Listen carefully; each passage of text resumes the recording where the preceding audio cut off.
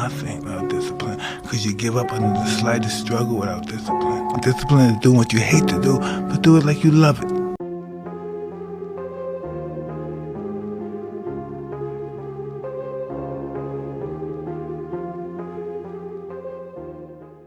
Okay, let's dive right into it, man. Errol Spence versus Keith Thurman at 154. Really?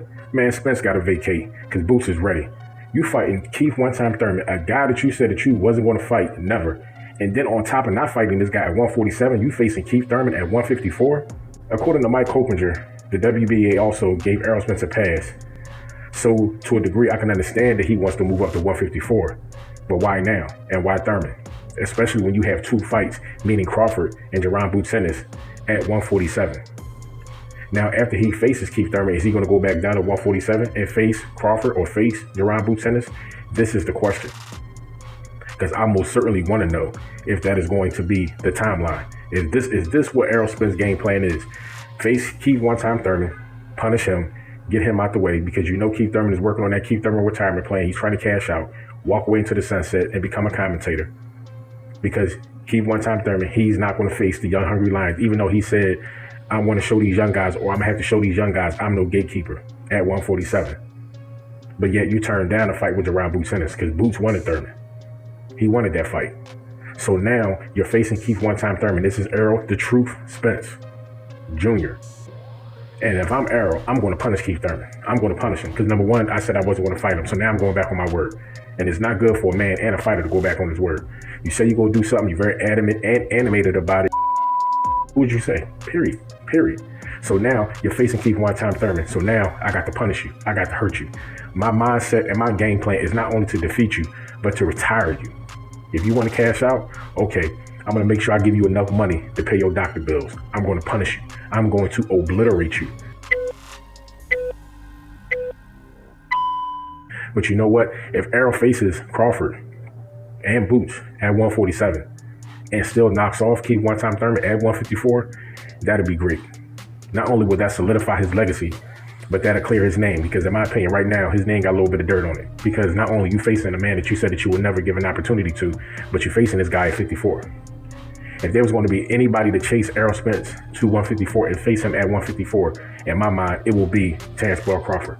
After they took care of their business at 147. And then in the future, after Jaron Boots Ennis dominates the division, I can see him moving up and possibly facing Errol the True Spence at 154. So Errol Spence, how long is he going to stay in the game, period? Let alone at 147. How long is Errol going to stay in the game? Because he's getting older. And if it's getting hard for him to make that weight at 147, it may be easier to make that weight at 154. But guess what? You still have to train. Because those top dogs at 154 are naturally 154 pounders. So if you step up and you face Charlo, even though he's coming off of an injury, in my opinion, that's going to be a tough fight. Yes, we're going to have to see where Charlo's power is at, because he may be a little bit of timid. He may be timid because he injured that hand. He broke that hand in various places. And with a tough fight like Errol, you're going to have to be throwing punches because Errol was active.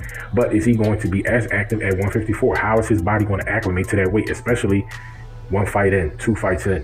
It may take a few fights for his body to acclimate to that division, because in my opinion, this is a cash grab or a cash out for Keith Thurman. I told y'all the Keith Thurman retirement plan is in full effect. After this fight, come on, man. Keith Thurman, I don't think he's going to fight no more. He may walk away from the sport, especially if he loses, and if he loses badly. If Errol Spence punishes him, which I believe that Errol Spence will do, because if I put myself in Errol's shoes, that is my mindset. I not only want to defeat this man, I want to punish him. I want to embarrass him. I want to break him. It may be another Kell Brooks situation. You know what I mean? Orbital bones may be dismantled in this fight. But if he goes back down to 147 and faces Bud and then faces Boots, then you're saying something. But right now it's looking kind of shaky. It's looking like he's kind of, he's ducking the 140. I would say he's ducking somebody at 147, but let's just say he's ducking the division, whether it's hard to make the weight or not. Y'all heard Mike in the beginning of in the video. Discipline, man. If you at 147, you got to be disciplined enough to still make that weight, especially if you're a champion. You a 3-belt champion at 147, unified champion, trying to be hopefully an undisputed champion. So you have to be disciplined, especially this is the later years of your career. Discipline is more important now than it ever has been. But if Errol Spence, the same Errol Spence at 54 that he is at 147, he is going to dismantle, destroy, decimate, and get rid of Keith one-time Thurman, just like that. Go back down to 147, take that Crawford fight, take that Jerron Boots in his fight, face Charlo, walk away from the sport. Talk Nation, stand up as your boy. Put your thoughts in the comments, put your hearts in the comments, put your soul. Matter of fact, don't put your soul, that's God's property. Talk Nation, stand up as your boy. Peace.